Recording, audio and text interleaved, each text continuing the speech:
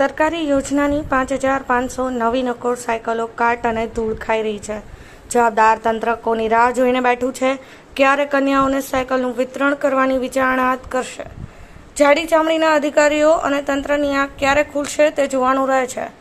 શાળામાં અભ્યાસ કરતી દીકરીઓને સાયકલ આપવાની સરકારી યોજના, સાયકલ ઉપર કાટ લાગી ગયો હોય તેવું લાગી રહ્યું છે. ખેડા જિલ્લામાં તંત્રની બેદરકારીને કારણે સરકારી યોજનાની સાયકલો ધૂળ ખાતી હોય તેવા દ્રશ્યો જોવા મળી રહ્યા છે.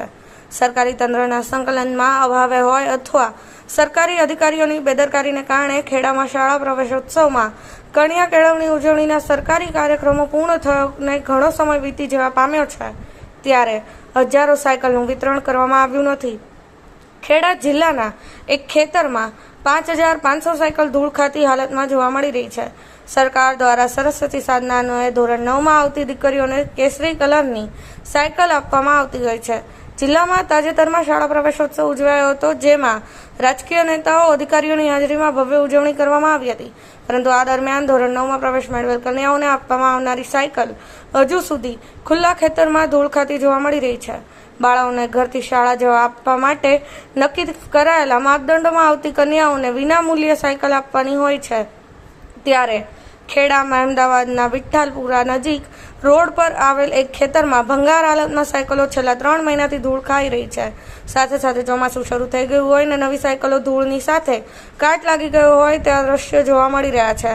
નવી નક્કોર સાયકલ કયા તાલુકાના વિદ્યાર્થીઓને આપવાની હતી તે હજુ જાણી શકાયું નથી, પરંતુ જાગૃત નાગરિક દ્વારા જણાવ્યું હતું કે જે ખેતરમાં સાયકલ પડી રહી છે તે જમીન સાયકલો અહીં બનાવીને અહીં જ રાખવા માટે ભાડે ખેતર આપ્યું હોવાનું જાણવા મળ્યું છે.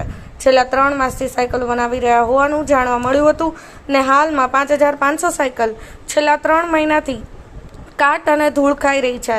ખાનગી ફાર્મ હાઉસમાં છૂટક સામાન લાવી અહીંયા ફિટ કરી દેવા તૈયાર કરવામાં આવતી હતી, પરંતુ સવાલ એ થાય છે કે છેલ્લા 3 મહિનાથી નવી નક્કોર સાયકલ તાપ અને વરસાદના પાણીમાં કાટ અને ધૂળ ખાય છે, ત્યારે જોવું રહ્યું કે સરકારી તંત્ર દ્વારા ક્યારે વિતરણ કરવામાં આવે છે. બ્યુરો રિપોર્ટ, સમય 24 ન્યૂઝ.